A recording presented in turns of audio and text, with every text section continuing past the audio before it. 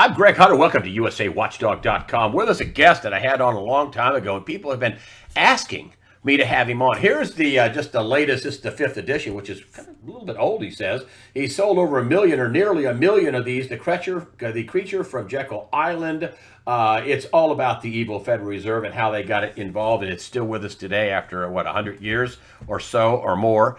And it, of course, is G. Edward Griffin is with us. G. Edward Griffin, thank you for joining us today on USAWatchdog.com. Well, thanks for inviting me, Greg. You have a big conference, and I started thinking about what am I going to talk about? Well, what's going on in the world? The Red Pill Conference coming up this weekend. It's Friday and Saturday. You got a big, huge lineup of guests, including yourself, Alan Keyes, Alex Newman, one of my favorite guys. You've got Ammon Bundy. I'm just a few of the great people that you got coming up. You got this pastor Matthew Cummings. A ton of guests, a ton of people to talk about what's going on in the world, what's going on, in propaganda, what they're telling us. They want us to have a blue pill or a gray pill, and you're having your conference, the Red Pill Expo, coming up in in Mesquite, which is about an hour north of Las Vegas. Can you give us an appraisal? Because a lot of people are so confused about what's going on. Of course, the mainstream media is one big giant propaganda machine. And, I'm not just saying that. As a former guy that worked at 5 TV stations and 2 networks, I mean, what I'm seeing is just pure propaganda. I mean, we have ABC News saying that, we sat on a story with Jeffrey Epstein. They knew about it 3 years ago. You have just unbelievable, one hoax after another. Now we have the hoax of, Ukraine, where the president asks about election interference and fraud and influence peddling, and the people that actually did it, the Bidens and many other people over there that are hooked up with George Soros. Well, you can't talk about that. We're going to impeach you. So, Edward Griffin, your appraisal about what's going on in the country, what is going on in the world. Red pill us. Okay, well, that's what the Red Pill Expo is supposed to be all about. In fact, it is all about that. And just for those few in your viewing audience that might not know what that's about, it goes back to that wildly popular sci-fi movie called The Matrix. And those who have seen the story, it's a sci-fi, of course, and all of mankind is living in an illusion. All humans are wired up to a machine. They're strapped in a vat, but they're dreaming. They're experiencing in their mind reality, what they think is reality, but it's not really at all. And so the whole story is to how a couple of those humans have escaped from that machine called the Matrix, and they're trying to rescue their fellow human beings. And to make the story interesting, it boils down to a choice. Do you take the red pill? If you take the red pill, well, then you can break free of the illusion and see life the way it really is. Sometimes not so pleasant, but it's reality. Or you can go back to sleep, you take the blue pill, and back into the vat you go, but you're content because everything in your mind is very pleasant. And I got to thinking about that a couple of years ago, and I thought, that's not a science fiction story. That's really happening. Maybe we're not in the vat, but we certainly are wired up in many ways through the propaganda machine called the media that you're talking about. We're wired up in that sense, and everything we see and think and hear and feel and sense in any way, our senses are being impacted by false stimuli. We're being given false information in many cases, in most cases, just the exact opposite of reality. So I got to thinking about that. I thought, sometimes my neighbors and my friends get a little glassy-eyed when you talk about things like what's going on in the world and some of these horrible things, and they say, well, I want to hear about it, But you can talk about them about illusion and reality, something is going wrong. Well, that's more interesting, and they think back to the Matrix and they remember the movie. So it's a way, I thought, of reaching through in a more acceptable way for some of these serious topics. So we gave it a try. Back in 2017, we held our first Red Pill Expo, in which we invited speakers from literally all over the world who were experts in their professional fields. In their personal lives, they had all taken a red pill of some kind and broke out of the illusion, and they're there to tell others about it. So we had the first expo, and I thought, well, maybe a couple hundred people might come. Well, blow me down, the place was packed, and I couldn't believe we had struck the chord. So since then, we've been ramping up on the Red Pill Expo.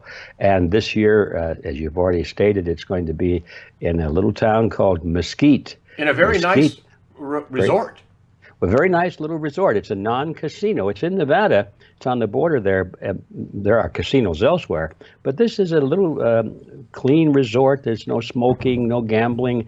In fact, it's a place where a lot of youth athletic teams come because they have athletic facilities there too. So anyway, that's where it's going to be. And so we have a great rundown of speakers in the fields of health, the illusions in health, the illusions in politics, the illusions in education, the illusions in the media, all of these things. The illusion in money and banking, that seems to be my specialty.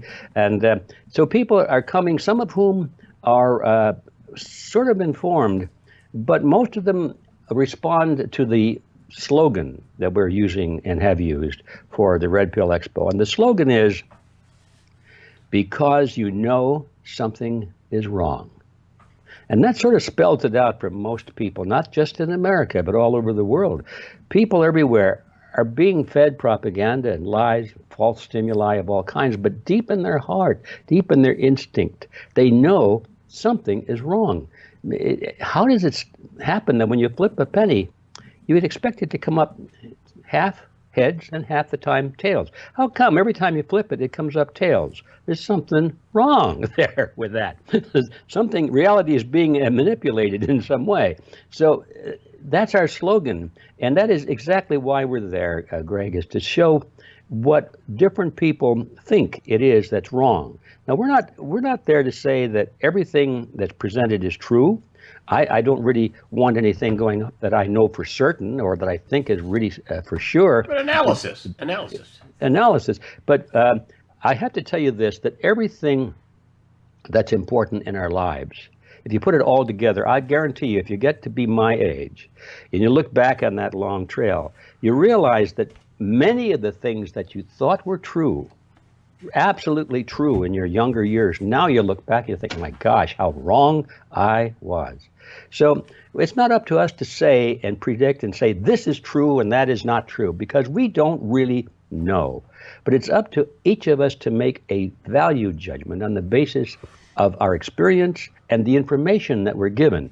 So our job here at the Red Pill Expo is to give information. And I guarantee you there'll be some things said that most of us will say, not so sure about that. But we listen because, as they say, a mind is sort of like a parachute. It doesn't really work well unless it's open.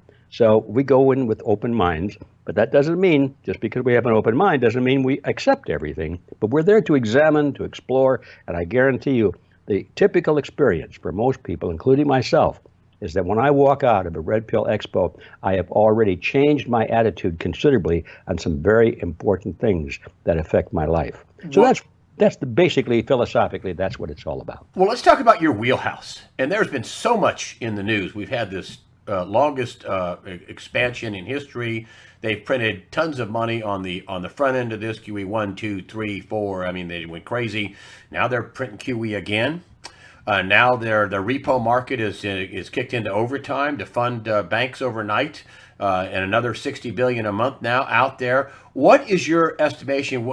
Red pill us on what is really happening in the economy with the money printing.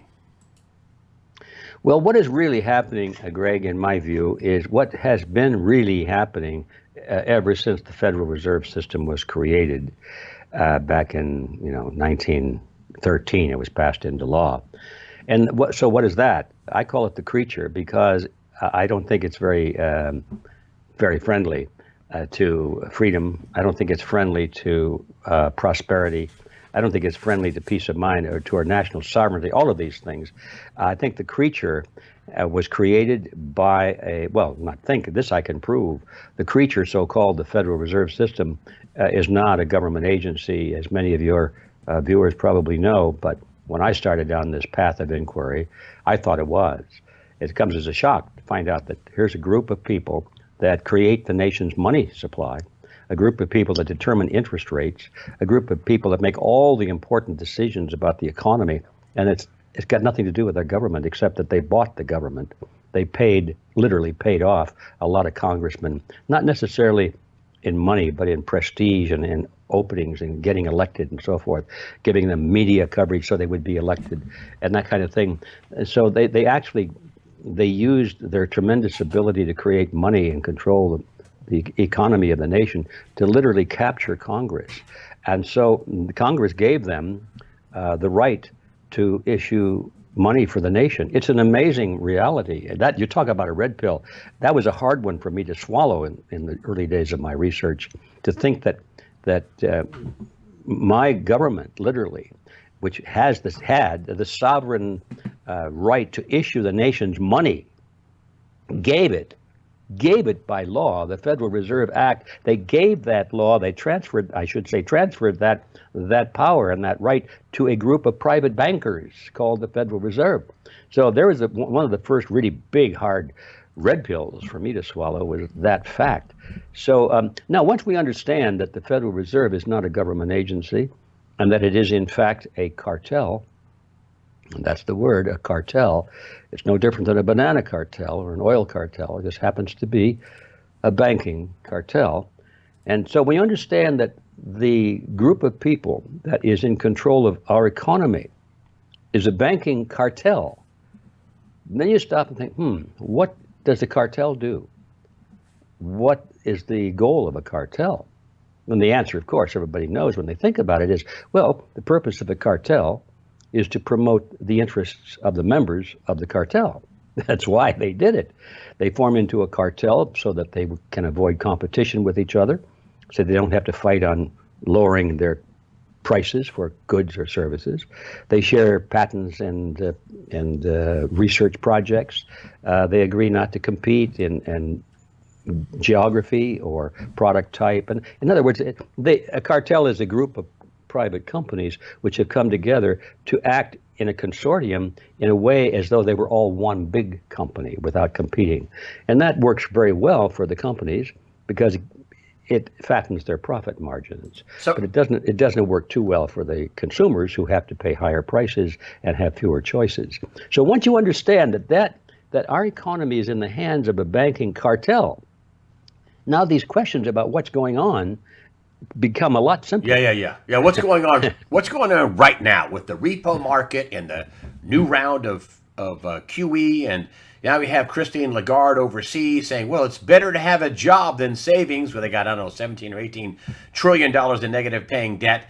Better to have a job than savings, says Christine Lagarde, the new head of the European Central Bank. All the money printing, all the QE, all the intervention in the repo market by the Fed. What's going on right now? What do people need to know? What do they need to be woken up to? Yeah, well, thanks for bringing me back to that, Greg. But my long introduction was eventually coming to that. Because once we understand that this is a cartel, then we know that everything that this cartel does, and it's not just the Federal Reserve. The European Bank is another cartel of European banks, and they all meet together. The American cartel and the European cartel and the Asian cartel. They all meet together. They share common goals, and they don't compete with each other. They cooperate together. So it's an international cartel of cartels in a way. They all meet in Basel, Switzerland. And they several times a year, and they come up with common policy. So once you understand that all of these decisions are made by cartelists, then first of all, you stop believing anything they say necessarily. They may tell the truth, but they're perfectly free to lie boldly because that's their mission, to protect the interests of the members of the cartel. And if lying will do that, well, they have to do that because that's their job. So it's like, first of all, so I answer your question by, you don't necessarily have to believe everything they say. And you put yourself in the position of a member of the cartel, say the chairman of the Federal Reserve System. You go before Congress, they have a committee meeting, it's televised, and there's the chairman sitting at a table, in a bare table, in a hard chair, and up on the dais, about 3 feet higher or 2 feet higher, and these big cushy chairs and the big mahogany table are the congressmen, right? And you get the feeling that, oh my gosh, who's in charge here? Well, it's the congressman, and they're grilling this employee or this servant down here called the Federal Reserve Chairman. But the reality is, it's just the reverse. Those guys up in the big cushy chairs asking the questions and looking very dignified and very concerned about everything, they have no control whatsoever over any of the policies of the economy or the money. Which brings us to the policies. Why are they printing all this money? Are they in trouble? Is the whole thing getting ready to blow up? Yeah. What is going on right now? Okay, well, thanks for keeping me nudging along. I want to keep you right in there because this is an unbelievable, unparalleled. We have the longest expansion in history. They've all of a sudden completely switched around, and they went from, we're going to keep raising interest rates to, no, we're not, we're going to lower them, and now they're stopped. And then they've come up with QE, and they're in the, the repo market. What in the heck is going on? What are they afraid of? Okay. Well, see, you're a newsman and that kind of a guy, and I'm sort of a historian sometimes. And so we come at this from different perspectives, and now they come together. And you want to say, okay, forget all the history and all this background. What are we up to? And I'm saying that, well, I'm going to tell you what we're up to, but unless you know the background, you won't believe it. Okay. So right. That's what this is all about. We have to realize that these people are not working in our best interest. They have their own hidden agendas, which is everything is for the banks. It's that we're living in a system of the banks and by the banks and for the banks. Now that is a reality. So now, what's going on today? Well, I can tell you that it's not in the interest of the people of the world. It's in the interest of the banks. They raise interest rates only because it will improve the position of the banks. They lower interest rates only because it will improve the position of the banks. Whatever they do, it's for the banks and only for the banks. And just because they talk about, well, we're going to preserve jobs or stabilize the economy, or we're going to fight inflation and all these things which imply it's for you folks, you have to scratch all that from your ears, because you have to look at these people and say, okay, everything they do is for the best interest of the banks. So now we finally come to your question. What's going on? They're flooding the world. This isn't just in America, but it's all over the world now. All these central banks, by agreement, surely between them, are expanding the money supply and expanding the money supply. And the question why is hard to answer, because I don't sit in those chambers when they make these decisions. But knowing a little bit about how the system works, I suspect this is why. They see that the wheels are coming off. It's kind of a game of, well, let me put it this way. The system of inflation under which we live cannot go on forever. If you take a number and you double it every day, it doesn't take very long before the number is so large that it's impossible. And then the day after that, it's twice as impossible. If you start doubling a number every hour, probably by the end of the day, you would have a number which has so many zeros that if each zero were a half an inch wide, it would go around the universe, okay? Something like that. It's impossible. So all systems of exponential growth always collapse. They come to an end at some point. It's hard to tell exactly at what point, but you do know that there is a breaking point where it just moves beyond reality. The banks know this better than most people because they deal with these exponential expansions of numbers. So I'm assuming that they feel that they're at the end. You can smell it, you can see it, you can touch it almost. And so what do? Well, you don't suddenly start to be conscientious and say, well, gee, we made a mistake. Let's start moving backwards and see if we can't fix it. They can't, because their machine only has one direction to go. So their thinking, I believe, is we're at the end, guys. Let's just make it for what it's worth. Grab all we can so that when the system collapses, we'll be okay. Now, that's kind of a crude way of putting it, but I think that they're going for broke because they know it is broke, and there's not much they can do about it. Now, what they intend to do, I think I know, and that is that they're waiting for the big collapse to come. They'll personally be okay because they will have amassed hard assets. They're trying to hold all the gold, all the silver, all the real estate, all the stuff that has value, the tools and the machines and stuff like that.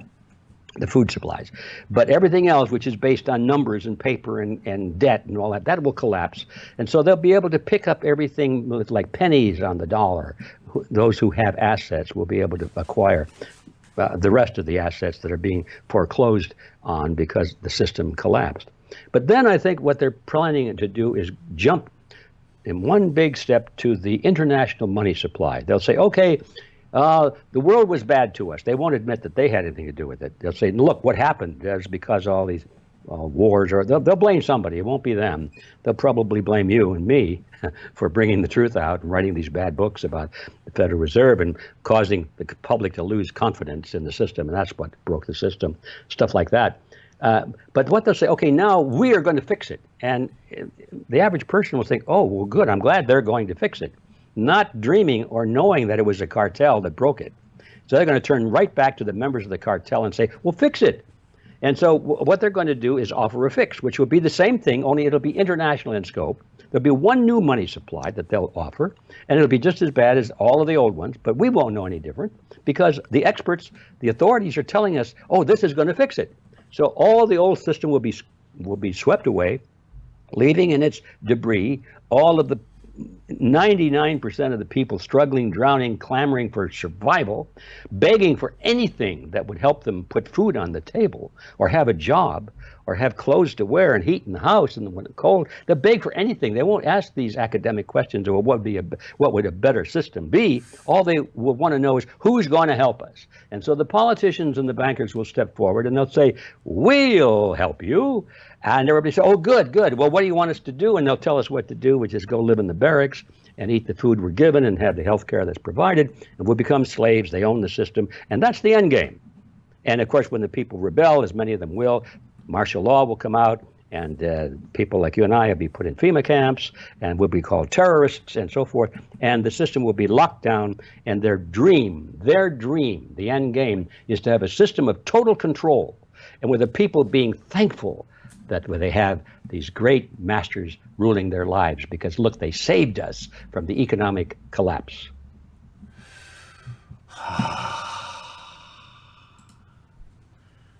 Nirvana, explained in about 5 minutes. Thank you for the history lesson. I don't mean to diminish you in any way. I understand. You're a super smart right guy. On track. You're right on track, Greg. You're a super smart guy. But, that's like Helen Keller with the water, man. Oh, got it. So, and what do you make of Donald Trump? They want him out. Oh my gosh, they want him out. They want him out. They want him out by any means necessary. They want him out. They want him out. Why? Why do they want Trump out? Well, I wish you hadn't asked me that question, because how shall I answer this? I'm going into unproven territory right now. Everything I've said up until now, I have some very hard evidence to back up what I'm saying. Now, this question about Mr. Trump causes me to reflect back on what I've learned in my years of researching how this cartel and their friends and other cartels as well, how they work. And I've learned that their most powerful enemy, I'll get this right, their most powerful weapon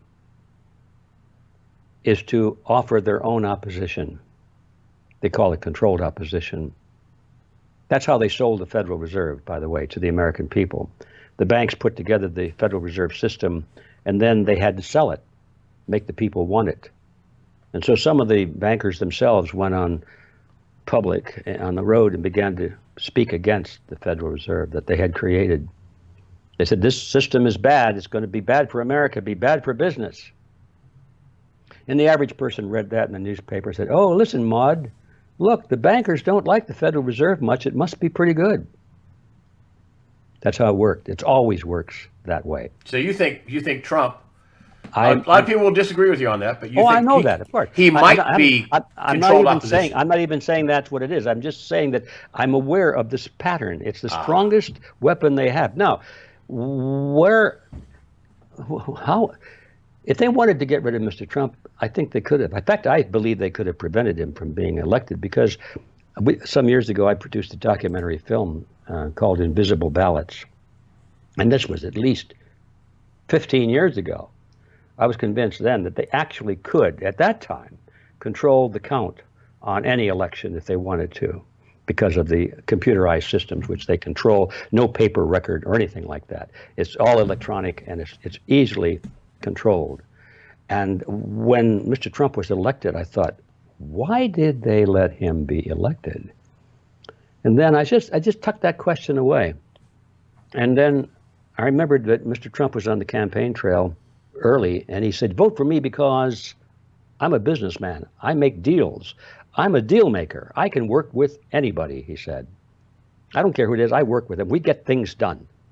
And most people thought, oh, that's good. Yeah, we want somebody that gets things done without asking what things. But I was thinking about what things are going to get done. And I tucked that away. And then a few months later, after it became a little more popular, the press condemned him, but they didn't condemn him. They were always saying that the left condemned him. Well, there are a lot of people that think that if the left condemns something, it's got to be good without examining what it is itself. I mean, the left condemns the right. The communists condemned the Nazis. Does that make the Nazis good? No, but it's a game that they play very well. They know how people don't ask those deep questions. And so I had that tucked away in my mind. And then I read in the paper that Mr. Trump spent a day with Henry Kissinger in his place in New York. I thought, what? What is Trump spending with Kissinger? Times with Kissinger, who, as everybody should know, is the bag man for the Rockefellers. And they're the most powerful economic and political force in the United States, maybe second to, in the world, probably number two. What? And then all of a sudden, of course, he told us. I know now what he was doing there. He was making a deal. He said he's a deal maker. A deal. Well, what could the deal have been? I don't know. These are just questions, Greg, just questions. And so Trump gets elected. I think, that's amazing. And everybody's cheering him because the left hates him. Now, I'm here to tell you that if Trump didn't have all these outrageous, ugly people screaming and yelling and threatening and doing stupid, outrageous, vulgar things against him, I think he would look like a buffoon. But Really? he's got the right enemies. He's got the right enemies. I mean, so he did looks good. just on his behalf. He got us out of the TPP. He And got us out of the Paris Climate Accord. Put us right back. By the way, have you noticed in a different arrangement? We're not out of the international agreement. We appear to be. Yeah, Right. he got us out of that one, but we're still cooperating over here. He's going to stop the illegal immigration, and that is worse now than ever before. Everything you look at that he appears to have, he said all the right things, and sometimes he did the right things, but everything he did that was correct has been undone now, or in the process of being undone. Well, we still have the Iran nuclear deal that wasn't signed. He got out of that, where pallets and pallets of cash. Okay. Was still destroyed. Now, They got the Paris Climate Accord. I'm not arguing with you, but I do want to bring up some that's positive true. points. That was. I agree with that, and I want to make this very clear because I know that a lot of people are going to be outraged by what I'm saying, Okay. and I don't like to say this, but I want to emphasize that this is not my theory. These are the questions I'm asking because I see a pattern developing, because I think that if Hillary had been elected, there would have been no violence in the street. I can't see. No, you'd be in a concentration camp, though. Yeah, well, So would I. Maybe, And so would I. possibly. Anyway, but I think that, if they can create enough violence with this simulation of race war, it's a simulation. I mean, what we see on television, as you know, Greg, is not the reality. It's like a little tiny window, and it's all staged. You move the camera over here, and it's a whole different story. But as long as the camera is focused on that crowd of 5,000 or 10,000 people, it looks like the world. They never go over and show you the buses lined up on the back streets where Soros's people brought in all those demonstrators who are being paid. So it's theater. And by the way, back to Mr. Trump again. I remember, I even recorded this. I have it in my computer. In the campaign trail, somebody asked him, Mr. Trump, what are you going to do about Mr. Soros if you're elected? And he said, oh, poor Mr. Soros, leave him alone. He's got enough problems. What? And then I find out that he's a social friend of Soros. And I've heard, I haven't proved this, but I heard that Soros and his consortium was the biggest investor in bailing out Trump Towers. Otherwise, Trump would have been bankrupt. But I heard, this is something for you to check out. I want to do it myself. I just haven't gotten around to it.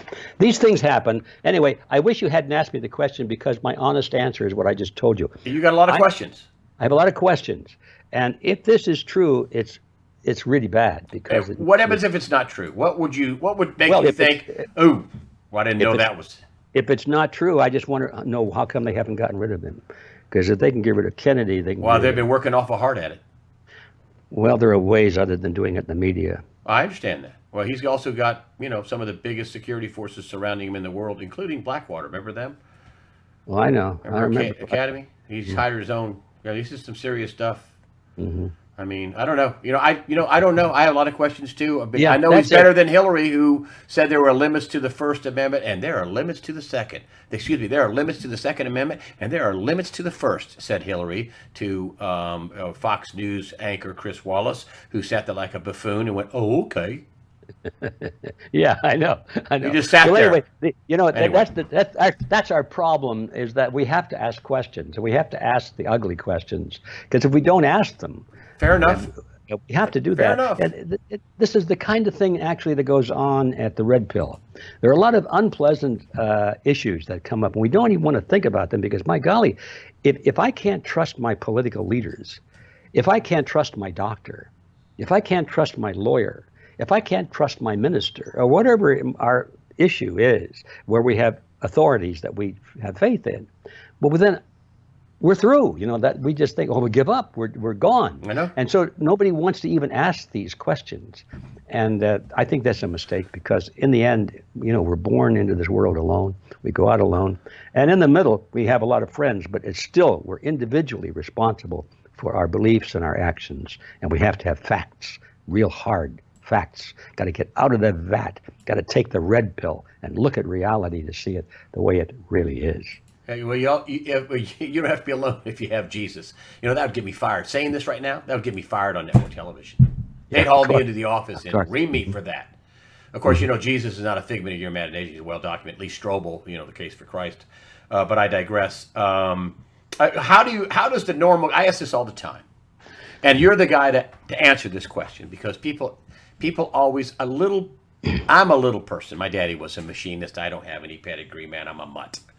And so little people like me want to know, what the heck do I do? What do I do? What do I do with this bankers, and they're printing all this money and they want to take control? What does the little guy do in your estimation? This is in your wheelhouse.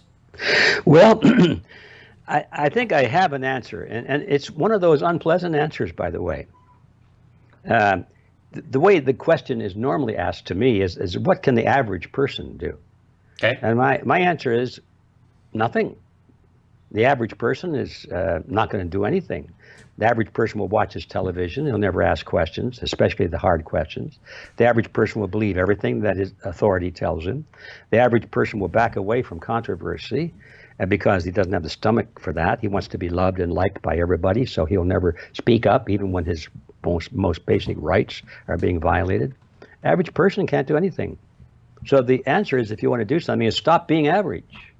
You got to climb up out of that level and you have to become unaverage. You have to start asking questions, and you have to stand up and be able to take it on the chin now and then. You've got to get into the fray, get into the battle, speak up, join with others of like mind, get organized, start becoming active in the political arena, start forming your own channels of communication, start teaching your own kids instead of turning them over to the state. You've got to stop being average. And that's the answer. That's what we talk about at Red Pill. At the ending session, we'll be talking a lot about something called Red Pill University, as where we begin to take back sovereignty over our own lives and our own environment. In the physical world, should people be owning silver, food, water? I mean, for the rough spots that may happen coming up, if Donald Trump is the guy that they want to destroy, and we get into a full-blown battle between Trump and his backers, which a lot of people say are the military and the white hats, and the globalist, evil, Luciferian, well, I don't know, National Socialist, communist, Marxist, globalist, Satanist, I don't know, pick one term. They're all in there. One, yeah. So if we get into a real knockdown, drag out, they're going to crash the economy and they're going to make Trump look bad. Do normal people need food and water and silver and some cash and, stuff like that? A car title? Yeah, Greg, I think that the question produces its own answer, is that you've got to have assets that are not paper money. or based on paper money. If push comes to shove, you've got to be able to eat. You've got to have something that serves as money. And that means barter. So even whether it's moments of crisis or moments of calm, I have always felt, since I learned anything about money, which was when I started to write my book, but ever since that day I realized what the history of money was and how civilization has gone through cycles where economies collapse. They collapse. It's not something you wonder if, it's a question of when. And once you realize that, then you start thinking, well, what happened to the people that lived in those economies when they collapsed? And it's always the same. Those that were totally dependent on paper currencies or whatever the national currency was, they perished in one way or another. Some of them physically perished. The rest were just reduced to slavery. They had to be beggars or whatever. But those that had physical assets, and what usually that's gold or silver, but it could have been other things. It could have been. I think I say this jokingly. Today I said if I could make a recommendation, if you got some money, go buy a warehouse full of cheap white wine, okay, and then guard it, because when things really get bad and people can't afford anything else, they'll be buying wine to dumb down their senses. So you'll do very well with wine or rubber tires or cement. Bags of cement, things like that everybody needs, even in times of great crisis. You'd be better off than if you just had a big stack of dollar bills that don't buy anything anymore. So the answer is you need physical assets if you have any resources at all. Unfortunately, most people don't have any resources beyond day-to-day living. They haven't saved anything. They've been taught that saving is stupid. Why save? Because you can always get more money, right? And the question, why would you save? And it's a good question, because if you saved it in terms of a bank account and 5 years down the line you thought you had $100,000 that was going to really be worth a lot of money, but 5 or 10 years down the line you can't buy a postage stamp with $100,000, as it happened in the Weimar Republic in Germany years ago. Their money was so devalued that you took a wheelbarrow of money, of paper money, to the grocery store to buy a loaf of bread. So anyway, back to the question. You need hard assets. And for most people, that's gold or silver. You don't have to worry about, well, you do have to protect it. That's one of the weaknesses. If you've got a little stash of gold coins or silver coins, you have to worry about somebody stealing it from you. And that's true of anything of material value in any system. If you've got a car, you've got to worry about somebody stealing it from you, especially if the police department is gone and you can't rely on them, or maybe the police department is what you have to worry about stealing your car. Maybe those, things like that happen in societies. So I don't have the answer to that, except in the broad term is that get out of money. Have what you need to live on, but if you have any surplus at all, my advice would be to move it into hard assets that you can control and that which will be of value to a lot of other people. And that's as far as I can go. What you just to sum up with your Red Pill Conference, again, it is in Mesquite, Nevada. People are flying into Las Vegas. The resort is the, hold on, I wrote it down here. Tell me what the resort is. It's a nice resort. It's the Rising Star. Mm-hmm. Rising Star. So Rising Star, the website, which I'll put up here for you, because this is Friday, Saturday, and then Sunday's a hangout day. This is this coming weekend. Coming the 8th, right the 9th, and the 10th is the hangout day. Is that right? Yes, it is. And so the website is Red Pill Expo, not just Red Pill Expo. You have all the list of speakers and people coming. Right, it's redpillexpo.org. And I have to say that we know that most people that are listening to you cannot come to Mesquite. So this will be available as a live stream also. Fantastic. And you can find that on the redpillexpo.org. And the cost for the live stream is? Oh, it's horrendously high, $25. It's the cheapest I've ever seen. For 2 days. All these. Wow, $12 a day, $12.50 a day. Yeah, right. And then you can come to the conference and shake hands and press the flesh with all the great. Well, that's the live stream. In order to get in the door and do all of those good things, it's going to cost you now $125. Okay.